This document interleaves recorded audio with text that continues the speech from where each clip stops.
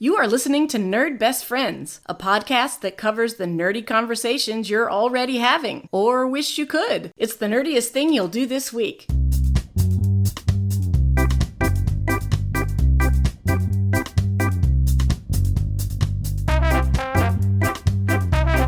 This is Annalise. This is Rob. This is Dr. Intern Joan. And we are your nerd best friends. It's time for another Nerd Book Club, and this week we're tackling Jessica Jones, asking the question, read first or watch first?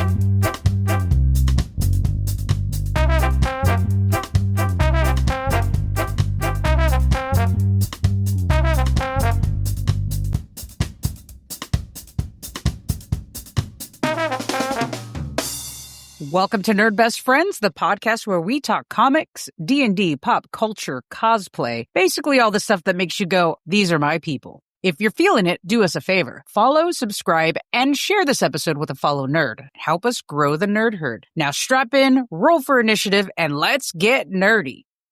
This is episode 91. We're somehow counting down to episode 100. And here we are, read first or watch first. How we doing, nerds? Doing great. That is wild to think about. We're in less than 10 episodes to go to the 100 milestone. It's going to be a party. It can't be anything other than. Before we get to Jessica Jones, we have some nerd mail.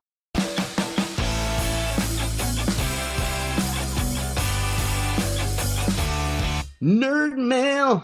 All right, one of our most favorite and active nerds and Patreon supporters, Ismail, sent us some information and sent us some nerd mail based off of some of our previous episodes. Prior to the new year, we had an episode about our top 5 pop culture catchphrases. Ismail shared his. First one, I don't know how we missed it, but Autobots, roll out. What? I don't think we missed it. Wasn't that like my Was number it one of yours? Yeah, I'm pretty sure. I think he's writing in to agree that would also be his number one. I'm pretty sure. I thought he wrote that we missed it, but okay. Double check. He agrees with that one. That was yours? But I'm pretty sure that was like my number one. Okay, then that makes it much better. He did. I don't think we talked about Princess Bride in our quotes. No, we did but not. His second catchphrase. I don't think that word means what you think it means. Beautiful. I mean, what Wonderful a quotable line. Movie that is. Awesome. Thank you for reminding us. Inconceivable. You keep using that word. I don't think it means what you think it means. What do you think it means? So good. Mandy I've Patinkin. actually used that in real life. Have you used that in real life? I've used that with students all the time. Yes. Joan, do you ever use it clinically? Because if you haven't, maybe you should. I think something similar. Because when You gotta help me, Dr. Joan. I think I have tetrahydrophobia. it doesn't mean what you think it means. Yes, I love it. The words getting social media traction versus what they actually mean are narcissism and OCD. So I'm correcting those all the time with a similar Wonderful. phrase, Sure. probably. Yeah. Sure. The self-medicated, this person's a narcissist. I do not think that means what you think it means. Yep. Not everybody who's a jerk has a clinical diagnostic. All right. Well, I think we also had something else from Ismail, right, Rob? We did. We were talking which one was it? We were talking about redheaded superheroes. Yes. And the lack Which of. one? Yeah. It was a long what time was that ago. from? I know. I can't Way remember. early in the season. It had to be the Supergirl comic, didn't it? Because wasn't the girl redheaded? The person who follows Supergirl? Maybe? What I No. remember, whatever episode it was one of the ones we recorded live with some of our Patreons in the studio because one of them had commented on what's her name from Brave in the Disney film, but I don't remember which episode. It could have been Supergirl. I think Joan's right. Yeah, Supergirl. probably. I think Clem of the Yellow Hills had red hair. Yes. But that's anyway- why. Yeah, there you go. It was Supergirl. There it was. You're right. Yep. Okay, so in the Supergirl episode, we went on some tangent about the lack of representation of redheaded people in comic books. And listener Ish, a comic book expert, by the way, wrote in and gave us a list of redheaded comic book characters, which is the one that really stings is Matt Murdock Daredevil, because I think we had done the Daredevil episode like right before that. And He's we like, didn't even think about it. Yeah. Daredevil's got red hair. Like, oh my gosh. So yes, Matt Murdock, Daredevil, Wally West, The Flash, Roy Harper, Speedy, and later Arsenal. You remember Speedy's a junkie. You know Speedy from the popular Speedy's a comic junkie. book Speedy's a junkie. Yes. Pre-crisis Jason Todd. Love that nerd caveat right there. And Ralph Dibny, the elongated man, of course, famous for his comic book crossover event. Was it The Nail? Why do I say things that Ish is just going to write into me and say like, no, it wasn't The Nail, dummy. Remember his wife's head was in the refrigerator? It was the blah, blah, blah. Anyway. Those are some nerd deep dives that I don't have the question to or the answer to. I love it. I love the comic book knowledge, and I love all of the, I just love the nerd detail. You know, you're dealing with a real nerd when it's like, you know, Roy Harper, Speedy, and later Arsenal, and you know, Red Hood, but not that Red Hood, the pre-crisis Red Hood, because they retconned it. Like, I love that. Thank you. It's so Listener good. Ismail. Well, nerds, send in your deep thoughts, nerd questions, or talk nerdy to me subjects you'd like us to cover by sliding into our DMs or send those topics in an email to podcast@nerdbestfriends.com. Everyone be more like Ish. Yes, everyone be more like Ish. All right, we're talking about Jessica Jones, a.k.a. Alias, which is also an a.k.a., so it's confusing. However, it's read first or watch first. So let's first talk about the comics we read, to be very clear to our listeners. Okay, so we read Alias volumes 1 through 4, which were the first, that was the origin of Jessica Jones. It is by Brian Michael Bendis, around 2002, 2003. And it is a 4-volume set. And this was printed under Marvel's Max label because basically, Brian Michael Bendis is a comic book writer, and he created my favorite comic book of all times, which was 2000's Ultimate Spider-Man. He relaunched Spider-Man in the year 2000. It is action-packed. It's awesome. It's charming. It's a tearjerker. It's funny. It's got all the like Bendis dialogue. It's amazing. And I'm not the only one who thought so. It was a huge boon to the comic book industry. Everybody's like, oh my God, the Spider-Man is back. Comic books are back. Brian Michael Bendis is changing how comics are. Bro, you could do whatever you want. And he's like, I want to tell a dark, gritty, this is not your mom and dad's Marvel universe. We're going to say the swears, and we're going to have crazy violence towards women and really nasty stuff that you ain't ever seen before in the Marvel universe. And they're like, you know what? You're printing us money. You could do whatever you want. He's like, awesome. It's going to star Jessica Drew, the Spider-Woman. And they said, no.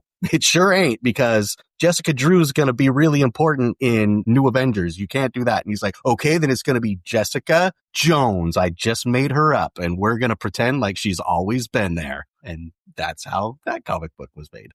Really? I thought she's brand new 2003.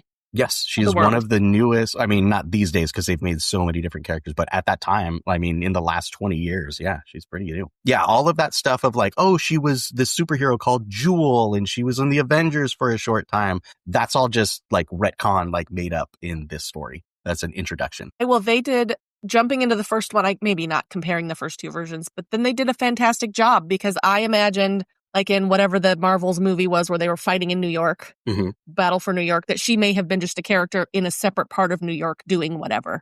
Like right. And that's how they would want to, that was great. To just seamlessly that's put it exactly in what they wanted you to think, Joan. Yeah, it worked. And that is the premise for the show on Disney Plus, the Marvel Well, show, it was Jessica originally, Jones? it was a Netflix one, right? Netflix, Sorry, I didn't okay. mean to step on you there, Joan, but that was Netflix got licensing for these like street level Marvel characters. And they said, you know, just like 20 years earlier when they were doing these, maybe at that time, 10 years earlier when they were doing these comics, it was like, we're going to tell some comic book stories, but they're not your dad's comic book stories. These ones got swears and butts and everything. Swears and butts. Especially the Right butts. standard. So it was a Netflix show originally. It's 3 seasons long. Whether or not you should read first or watch first is the premise of this show. So let's talk about a comparison of the two versions, the comic, the graphic novels, and the show. So, Joan, this was something, had you watched the show and fell in love with it and then wanted to like know more? Is that how that went? Okay. So now you've seen both. How would you compare them? I think they're two separate. Obviously, they go together. I think the first 3 volumes of the comic book are like the prologue, and then 4 is the introduction, volume 4, and then you get the show. Like it's just more of a like a continuum. in-depth. They all go together. Yeah, they all go together in a streaming line, and I think they all are different and serve different purposes.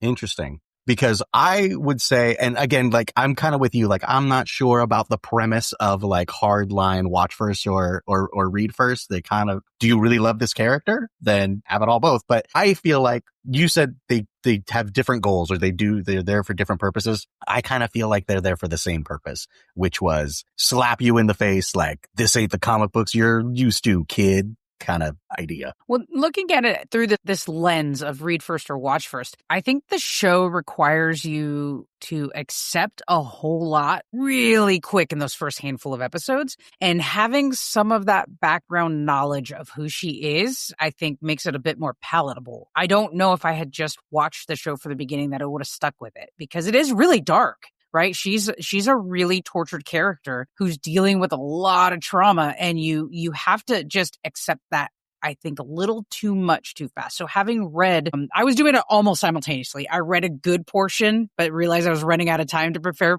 for the episode. So I wanted to at least watch the first season of the show. So some of it was simultaneous for me. And for me, that helped. And so for me, I'm actually landed on a kind of both.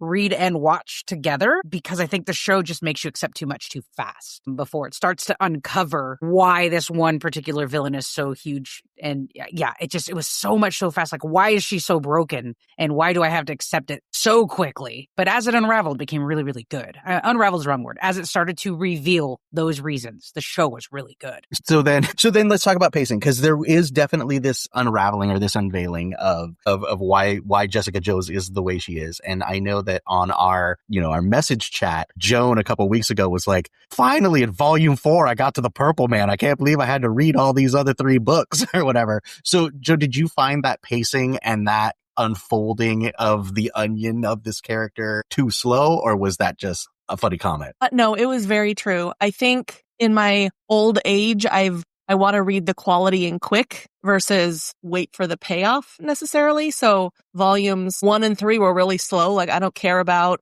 any of those things. Like, you tried to cram too much in volumes 1 and 3. Why is Spider-Man here? Why do you need to talk about the other Avengers? Like, I get it. It could have been told more condensed. But then similarly, I fell in love with Kristen Ritter's version of Jessica Jones, probably when it first came out on Netflix. My rewatch this time of season 1, you didn't need 13 episodes. I was like, she's traumatized. There's stuff happening. Get to it. Come on. We get it. Yeah.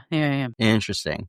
So both were too slow paced for me. I think I prefer a slower pace in a lot of my media. I like things to kind of unfold and take their time. You're right in like going back and looking at both of these things, as far as pacing goes, Jessica Jones, kind of like Batman for me, is at her best when she's doing the detective work, when we're going along on the ride of solving the mystery or doing the investigation. And I think sometimes in the comic book, I don't really care about Rick Jones, and what a weird character to center your first volume around. That's odd. It gives us some of the Jessica Jones things, but again, that's one that, probably could have wrapped that up in like 1 issue, not over 4 issues for a thing. I think the finding the missing girl one is good. I think that's the best one, right? That was really strong. And then similarly in the TV show, I don't care about all these neighbors and their weird like neighbor problems and like those different characters. Like, I don't know. And that could just be my comic book thing. I'm like, let's get to the Luke Cage stuff. Let's get to the like superhero thing. Like, I could not care enough about like this lady and like this heroine dude. And like, this is nothing. I was hoping that they were going to pay off in a way different, like, cause they're not in the comic book, right? Like, I was hoping there's going to be some sort of payoff, some sort of twist with the neighbors. And I don't know if that just made it more human, because again, you have to digest really quickly that she's not okay. And she is questioning humanity to the extent that that's how she makes a living, is, the premise being she goes after cheaters or whatever she's hired to investigate, like we see in so much in the genre of being a PI. And all the people who do those kinds of things, they're all dark, they're all gritty, they're all, they seek out the bad of humanity because of the bad that they're digesting themselves. So either in that part of the show, it was either to create a little bit of humanity, understand where it is she's living, right? Like, she's choosing, a beaten down area because maybe she feels she is unworthy of more. I mean, there's deeper thoughts there, but you have to have those deeper thoughts, and you don't have those question marks when you're reading the comics. And I think, to the credit of what you said, Rob, it's very clear why Brian Michael Bendis took the 4 graphic novel series and incorporated all those things because he wanted to tell the darker side of all of Marvel or much of Marvel, not just this one character. So it takes more time to dig through all of that, and a Netflix show is not going to do that. I wonder if it is, I mean, maybe failure is too strong of a word, but I wonder if it is a failure of adapting that detective noir genre into the modern world that they wanted to put it in. Because I could see, like, if I'm looking at a noir detective story, right, which I feel like Jessica Jones fits in that genre, yes. You do have all of these characters, but in that genre, they're very tropey. They come in, they say their thing, that you understand who they are right away, and they move out. And then at the end, all of those things that happened with those different characters that walked into the office or that, you know, they had the conversation with when they were out in the field doing the detective thing, all helps you put the pieces together to solve a mystery at the end. But there wasn't really a mystery. That's not what the TV show did. And I think maybe it could have. And both the show and the comic, for me, I baseline all of this genre off of Sherlock Holmes, which Sir Arthur Conan Doyle, like, it's dark. Sherlock Holmes is a flawed character. He has a lot of enemies. He's not the nicest guy. And what you just described is exactly this, because if you read the complete Sherlock Holmes, you have this array of characters who pop in and out. And that was a really good thing they did with the films with Robert Downey Jr. all those years ago, is that they had these characters popping in and out. It's not just Sherlock Holmes and Watson. I feel like anything we see in this detective genre or PI genre or mystery solving genre, to me, is comparison to that. And that's where the show fell flat with those outside characters. There should have I was hoping again, I didn't watch seasons 2 and 3. Let's be transparent. I finished the first season. I was waiting for some sort of payoff. In the back of my mind is like, okay, maybe in the second series, heroin dude's going to end up something, right? Maybe in the second season, weird brother and sister upstairs are going to end up actually having some sort of superpowers or something, like, right? I was waiting for that payoff because of that comparison to Sherlock Holmes. I will say, like, spoiler alert, because it doesn't matter, you're probably not going to watch it. In like the end of season 3, Trish Walker finally becomes Hellcat. And that's one of the things, like, if you know the Marvel, you're just like, oh, Trish Walker, that's Hellcat. And then it goes through 3 years of nothing. And then she, like, beats somebody up in an elevator and she's like, I'm a Hellcat. All right, whatever. Yeah, that payoff was not there in the series in the first season. And season 2, apparently. So we talk about the story itself. Do we find it character-driven or plot-driven? You can start, Joan. I mean, Jessica Jones is character-driven the whole way, right? It's about her and her experience. And in the comics, I find it interesting that she retold her trauma, but in the series, we get to experience it with her as he takes advantage of her the way that he does. And it was easier to digest in the comic for me this time around, because I remember the first time in the series being very identifying with the trauma of it and having sympathy. But in the book, it was easier this time for me to just read it versus her telling it versus us seeing it. Yes, that's what I meant. Yeah. I would say, I mean, obviously, yes, very character driven. And I think that unfolds really well in the book. I think the way that she has interactions in the books, especially with men that she meets and needs things from, is very telling. And then I think that when she tells Luke Cage, her story of what happened, it's terrible. And I think that's the strength of Brian Michael Bendis is the way he writes dialogue and the way that he writes in a way that you can hear the character's voice and it sounds very natural, as if someone were speaking. It's like, he doesn't use complete sentences in dialogue. He writes like people talk and in the middle of thoughts when they change and those kinds of things. I think it's really well done and really powerful. And then in the show, I think a lot of it hangs on the actress lady, the B from Apartment 23 lady. I'm sorry. I never watched that show. I didn't know she was on it, but that's hilarious. That is hilarious. You want me to get her name? I'll get her name real quick. I don't know who that is. Jessica Jones. Oh, Kristen Ritter. Kristen Ritter, thank you. I think a lot of it hangs on Kristen Ritter, and I think Kristen Ritter does a great job. Like, Kristen Ritter is very engaging to watch. She's wonderful on the screen, and like, she is Jessica Jones. Like, I think she's more Jessica Jones than the original Jessica Jones, if that makes sense to me, if that makes sense to you. But a lot of it hangs there. So, and honestly, despite the episodes with the Purple Man, like, despite that, I think we learn a lot about the character just by the craft of Jessica Jones. Well, and we get to know her too through the artwork in the panels where she's listening to people's stories. It's the same face every single time as they let their story unfold. And so you kind of just get her face. That was repeated throughout all the 4 volumes. And I appreciated that as in her absorbing all of this stuff of other people, but kind of numbly. Yes. Because of her own experience. Good. That was brilliant art. Not only that, I really loved just visually how some of those hard conversations or whatever's happening, depending on where you are in the graphic novels, how sometimes the dialogue is coming straight down the middle of the panels instead of this left to right, right? So to me, it just signified what Kristen Ritter did in person in understanding why is she doing that? Why is she doing that? Oh, she's and her face would change when she's realizing, like she portrayed that as a person very well. In the comic books, that's portrayed and how she's looking at her trauma or dealing with these things based on where those words were and how you had to piece together how she was taking or in that conversation. I thought that was a really cool choice in the artwork of the graphic novels. Yes, I 100% like it is something that is not just your basic 9-panel page. They really play with the way the panels are. They play with the direction. They play with the gutters. They do all of that stuff that when we talk about comics as art, that's the kind of thing that you notice, and everything is on purpose. Yeah, and like early in the first series or middle of the first series where she's being questioned by the detective. I think it's the 3rd comic in that first. It's issue 3, I think, and she's being questioned, and you get just maybe like the chin and the coffee of the dude and his face is shadowed. And as Joan was saying, it was like different angles of her face on this quirky back and forth. He's asking questions. She's giving him a one-liner answer because she knows what's going on. And just this quirk. And that's all like flowing through in a non-linear way. Just really makes you feel what she's feeling when you're reading the comic. I think they did that really brilliantly as they set up the story throughout the graphic novel.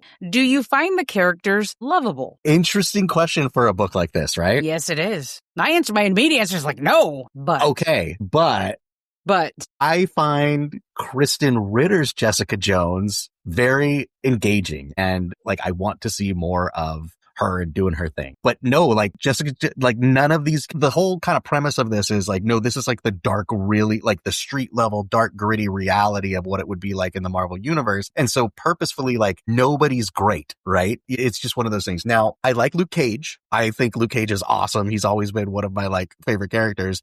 But not because of this book or not because of this show, because of like all the other history and fun things I know about Luke Cage. Just this? No, not really. Except at the end when he's like, we're going to keep this baby. And like that's a nice moment for him. What about you, Joan? Do you find the characters lovable? Yeah, lovable is a hard word. They're likable enough for what it's trying to get you to. They have you emotionally buy into what's going on. Yeah, I'm kind of on the same. I'm kind of on the same boat. They're not lovable.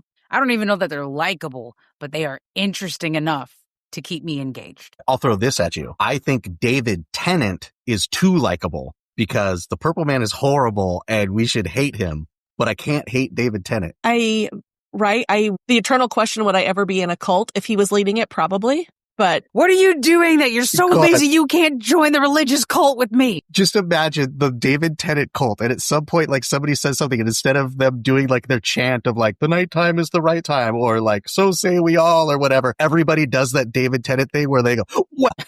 I freaking love it.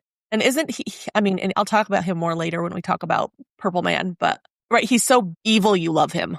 Like you love his evil character. So maybe he is lovable in if we switch up the definition a little bit. Yeah, it's very weird how he can be so David Tennant and you're like, okay, well, I'm sure he's going to come out with like a completely like what's this take going to be from David Tennant? And then he's like, yeah, he's playing the character. But at the same time, we get a little Doctor Who in there, especially with well, like that is so Doctor Who. I'm like, oh my God, this guy. I mean, I just appreciate that he's so relentless and that never talk about foot on the gas and just keeps going. You're hoping for some sort of humanity to come out of him at some point because he plays him so well. You're waiting for that, like maybe this is the wrong thing to do. And it's not, that's not the character. And it's so good. I mean, they even dangled his parents in front of him and still he was like, kill yourselves. So spoiler alert.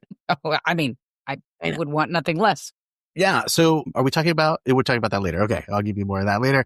Well, we can just keep going. So Purple Man is the big villain responsible for all of the Jessica Jones trauma or whatever. Now, unlike Jessica Jones herself, the Purple Man is an old Marvel villain. The Purple Man's a Daredevil villain from like back in the 60s or whatever, right? So like, and famously, and I think they redid this in the show, it's one of those things of like, there's a Daredevil's fighting the Purple Man. And at first Daredevil's like super, weak against his powers because his senses are so heightened. But then he like figures out something. Oh, but if I rely on my echolocation, I don't know what happens. Basically, like, I can't remember. Anyway, big scene where they're like running, he's chasing him through the city, and Kilgrave like turns the entire, like everybody on the street, and he's like, beat up Daredevil, and then poor Daredevil can't fight back as all these like civilians in New York City like mob him and start beating him up. And then there's this great scene where Kilgrave goes into a gym in the 1960s, and there's all these guys with like handlebar mustaches and like unitards lifting weights. It's like, you will be my bodyguards, you're my army now, and like all these like muscle guys with mustaches and unitards are surrounding him as his bodyguards. Like, he's an old school. So which version of the, were you going to say something, Jen? No, I was going to say exactly your question. What version made you more uncomfortable? The show? Definitely. David Tennant plays evil so well because he is in Harry Potter playing the son of one of the Dark Lord's people. And he plays evil so good in that. I don't know him from Doctor Who, but he's so unassuming that evil is better when it comes from someone that is unassuming to me. And it was just so intriguing. So the show, definitely. So one of the things that he brings to Doctor Who is that little bit of mystery and that little bit of the unknown because of the way he's able to, I don't know, he can like do something with the way he flicks his eyes and changes his tone of voice to get serious and turn on a dime, gives his Doctor Who character like this air of like mystery and of like, yeah, we're whimsical, we're having fun, until we're not having fun. And exactly. It's like, oh, wait, what? Whoa, buddy. What's this about? He's perfect. He's even in that Amazon commercial reading. Isn't he in the one in the Amazon commercial where he's reading reviews from people? Yeah, I believe there is one of those with him, yeah. I mean, brilliant. I should watch Doctor Who, his Doctor Who based on that. I mean, he reminds me of a Michael C. Hall in that way, even though they're vastly different characters. When you have someone who is in one scene, holding up a little boy and playing airplane with him, in the next scene is this super evil serial killer, right? He's got that same flip on and off quality. For me, in the first season of the show, it's like, it's fluid. He's never evil and he's never not evil. He just is. It would have been really easy to make it kind of cheesy when giving commands. But, I remember being most afraid of him when he's not doing really murderous things, like knocking on the door to those people's house and saying, invite me in. And then it's, serve me that dinner, give me that wine, go to the closet. And it's normal speak to him. It's like fluid. Psychological. I mean, it's just phenomenal. Way more. It's that executive speech we were talking about. He's got executive presence. Fluid is like, I think water. It just flowed, and there was nothing anyone could do to stop it. And that's what made him truly scary. And the fact that in the first handful bits of the season, it's alluding to really bad things he's making these girls do, and they don't tell you what it is. And that makes it worse, because the fact that he's able just to do it so simply on these very simple things, it just makes your mind go, what on earth did Jessica Jones have to go through as she's portraying her trauma? Like, yeah, it was just done really well, at least in the first season of the show. And I think it's explained when Jessica Jones is telling her story to Luke Cage about the Purple Man and the things that she went through and her waking coma, right? That's throughout the books. And I can't remember if it kind of just exists in volume 4 or if it's this thing throughout, but in the book there's this big theme about comas, right? She's coma girl. She gets in this big car accident and is in a coma and wakes up with powers. And then the Purple Man takes over and she's in this waking coma. And then after that, she attacks the Avengers and they beat the crap out of her and she's in another coma. Like there's this not weird, but there's this purposeful thing of her tragedy has to do with like loss of time, loss of control, things happening where she has no agency in them and those kinds of things. And in that sense, when she's telling that story, the Purple Man is like, whoa, this is hardcore. Nobody's going here in comics with this psychological torture and this absolutely like terrible like mind games with people and that loss of agency. And then when we get to him, he starts doing this weird, like, fourth wall breaky stuff where he's talking about, like, oh, she thinks she's the main character in the universe, but really she's the biggest whore that we've ever seen on panel. Like, all this stuff. And I'm like, what is this? What a choice. Like, it sucks. Like, I kind of forgot about it when I had read it before, and I was reading it this time. I'm like, this sucks. Why would he choose to do that? It didn't make any sense. So in that sense, I think the show's portrayal is my preference because it's this David Tennant stuff. Again, is he too likable? Yes, that would be a criticism I have. But I mean, as far as like how that character is interacting with Jessica Jones stuff, the show blows it away. I'm glad they didn't do that same thing and start like reading the script of the show in it. Yeah, that would have been awful. It lends to points you've made in the past, Rob. Like he had a contract for X amount of issues and had to keep writing stuff to put out, and could be why that happens. I mean, I don't know. I don't think that's the case because this was definitely like a closed loop. This was like Brian Michael Bendis could do whatever he wanted in the year of our Lord 2023 or 2003. Like he told the story he wanted to tell. There was no punches held back. All right, so here's the next question: if the Jessica Jones, I'm assuming that means show, yeah? If the Jessica Jones show never existed, would Alias be considered essential Marvel reading, or did the show elevate its importance? Well, shout out to Rob for telling me what a genre-breaking comic this was. I wouldn't have understood that before he told me that. So now, obviously, I'm glad that it exists, and I'm glad that I know it exists, but they weren't great. The show was way better. The comics, yeah, not necessarily essential reading because it doesn't give you too much that you don't already know from the series. I would say it's not essential to Marvel at all, show or comics, because it's so different. And regardless of its interweaving in the Marvel universe in the graphic novels, I remember being surprised. The next episode would show up and,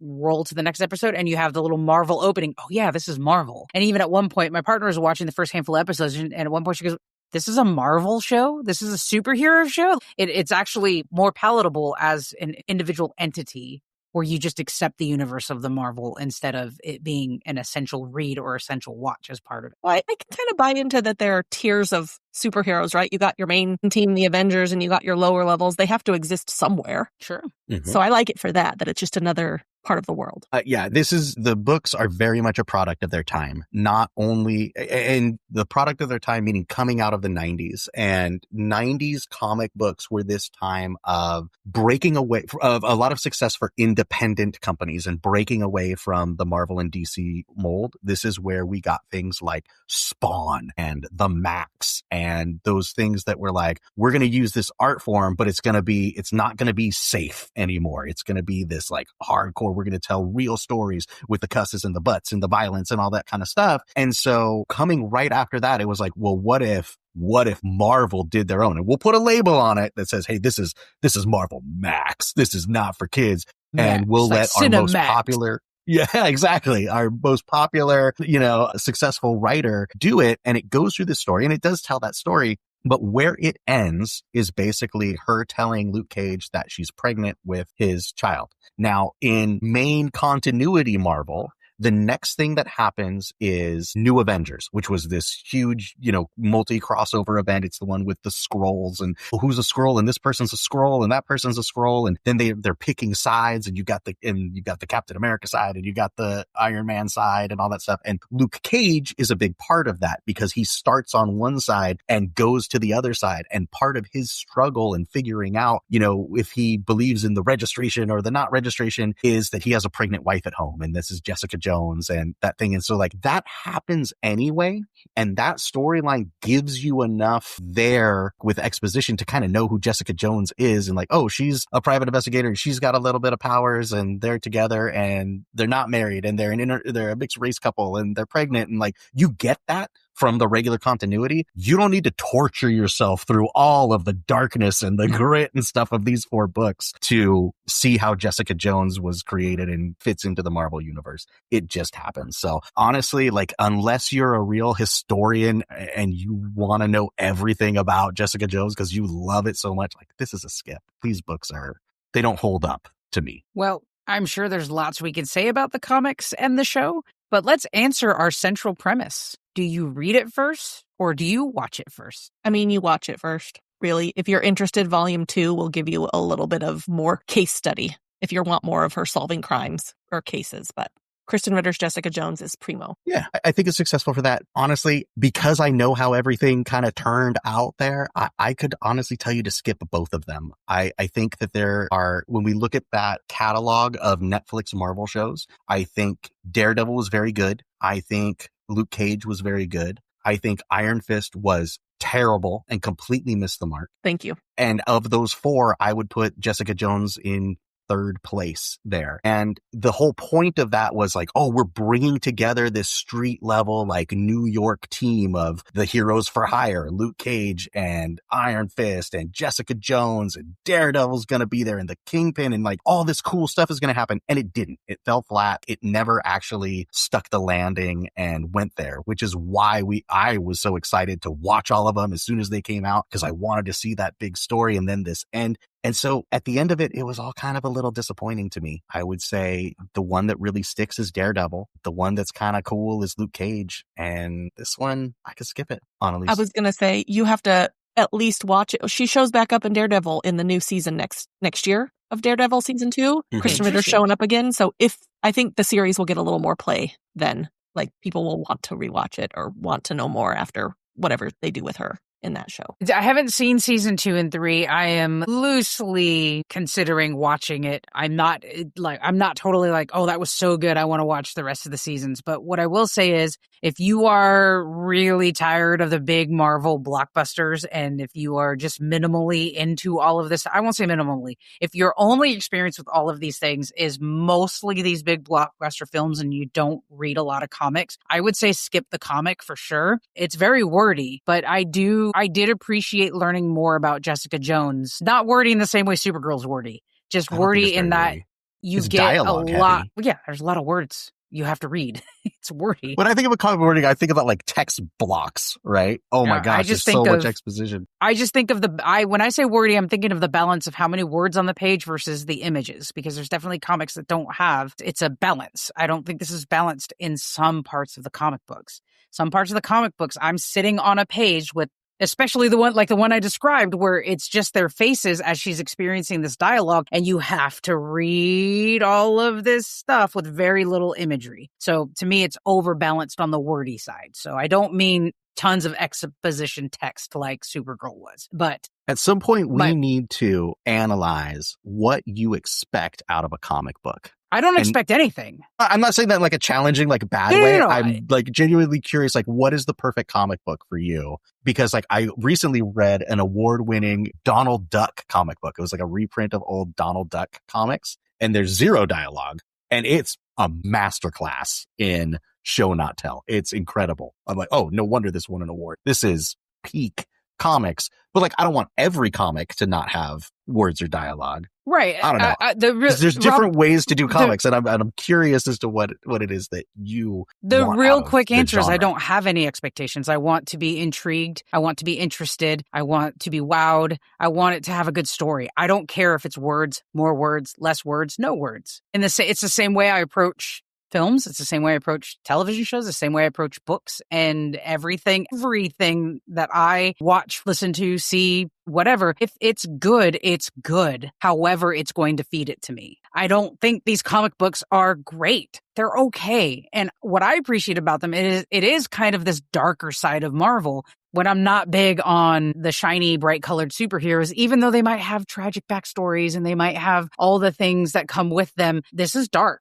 And I'm the horror fan here, right? Like, I appreciate the dark. So when I say wordy, I don't think it's wordy in a bad way. What it does do is give us a lot more understanding of how Jessica Jones thinks, how she feels, how she interacts with the world. And in the show, we get that through facial expressions, which is masterful acting. It's just a different way to experience his character. So I could skip the comic books, but I am glad I'm glad I read them, because it does give me more depth to understanding Jessica Jones in a very different way. Again, I've only watched the first season of the show, and without some reference, I think it would have been asking too much from me in just accepting who she is. It would not have been interesting and grabbed me. I mean, that's something to be said. Like, it's a Marvel show. It's a comic book show. So if any of them, they're expecting that you already know these characters. Correct. So right? for me, it's whether not a it's read from for sure. Alias or from Secret Wars or whatever, the idea is, well, you know who Jessica Jones is. Right. You know this story because you've read the comic book. So for me, it's not a read or watch first.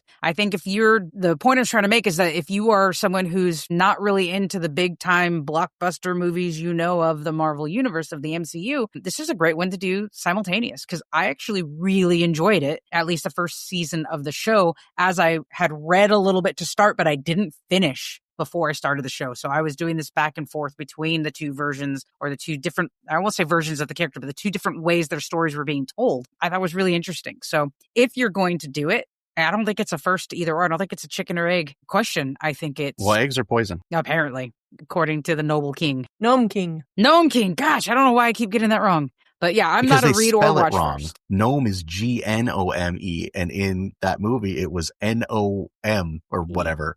Yeah. If only we could return to Oz and let them know they spelled it wrong. If only we could return to Oz. But yeah, I'm not a read or watch first. It's a either or. If you're going to get into it, get into it. It's not a must read or watch for sure. You do it if you need a break and want something different.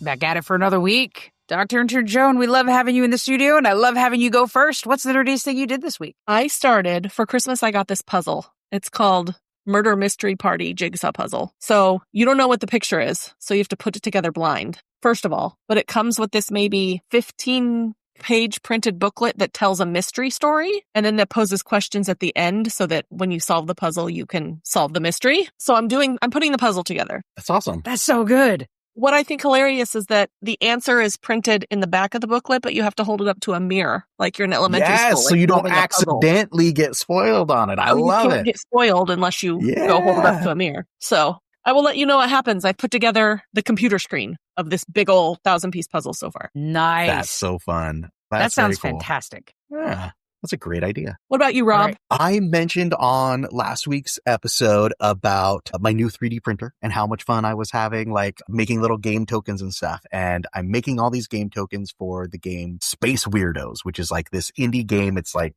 literally like it only exists in a little PDF that you can print and play, but it's got some really cool rules in it. And so I'm really excited about taking an old game that I have that I never really played and I wasn't really super interested in playing. It's a little fiddly, but it is a Star Wars skirmish game called Star Wars Imperial Assault. And so like the base game came out, a bunch of expansions came out, like little blister packs of cool miniatures came out, and then that company went away.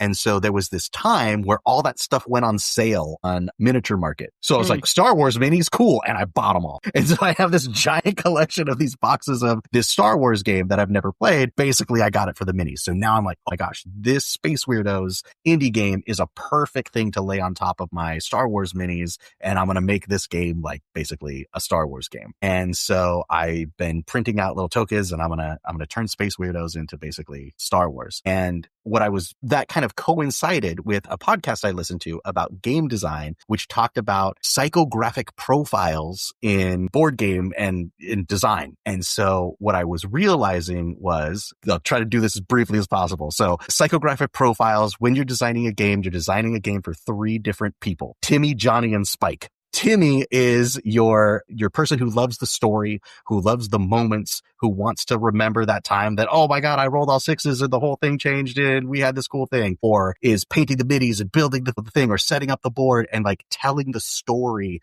in their head and thinking about like the cinematic moments where like, yeah, it's just a bunch of cardboard on a table. But in my mind, it's this epic battle of, sci-fi, whatever. I'm a Timmy. Johnny is the person that is looking at the rules and trying to come up with those combinations, using those rules to do something cool. My son is like this. When we play a game, he's going to grab this character and this character because he can see that if he does this power with this guy first and this power with this other person, it's going to make this combination where everything's going to line up, and it's going to be this awesome moment that I created by using the rules to do something awesome in the game. And then on the other side, you've got the Spike, and the Spike is the person that is like, well, it's a game. Games have winners. I will win at all costs. And I'm going to basically analyze things. I'm going to go online. I'm going to find the meta. I'm going to chase that meta. And if this is like, where on one side of the spectrum, you've got the Timmy that's like, well, I'm going to take this guy, this guy, this guy, because they're the coolest ones and have the best colors. And then on the other side, it's like, well, if that's the best character because it does the most damage, I'll just take all of that.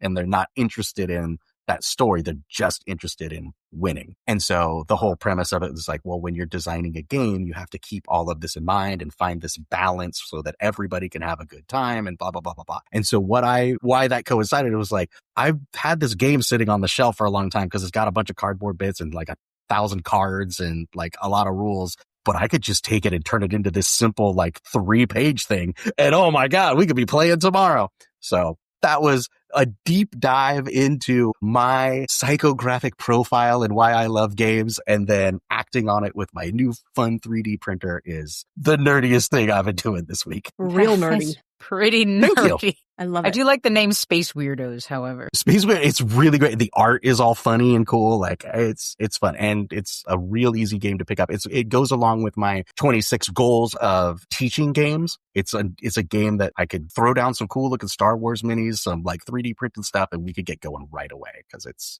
a good game. Easy to teach.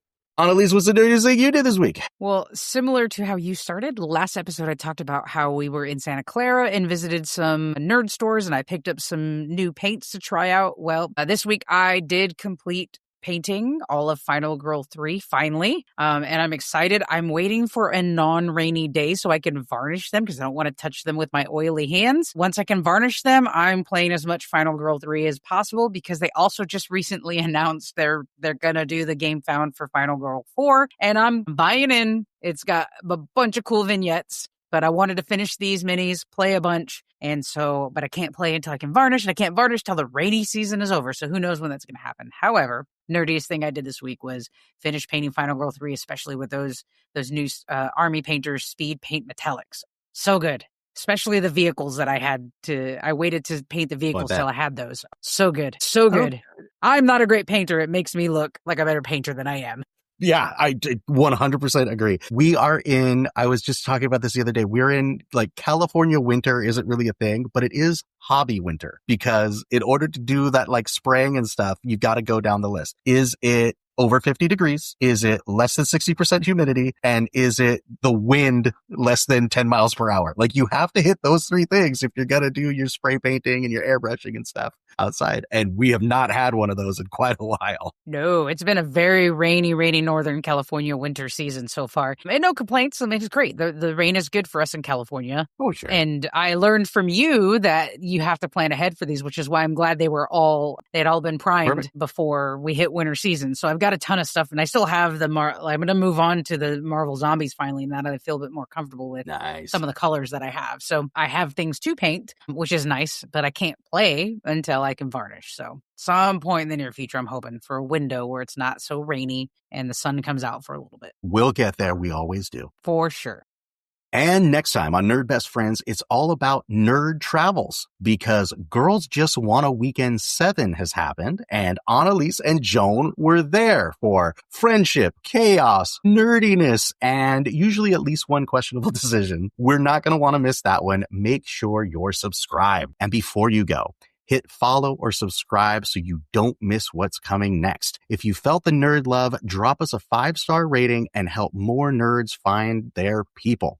Find us on social at Nerd Best Friends or email podcast@nerdbestfriends.com. Grow the nerd herd, spread the geeky joy, and we'll see you next time. I might just watch some of season 2 of Jessica Jones on that flight. We'll see. You know what? You tell me, Joan. I would say watch Luke Cage instead and see if you still want to go back and watch Jessica Jones. Remember nothing about 2 and 3, but if it was like 1, I'd visit Luke Cage. probably better. Yeah. Okay, that's fair. That's fair. Yeah. All right, very good, nerds. Thanks again. We'll see you next week when we girls just wanna out. We just wanna. I just want to go there now. I just want to go there now.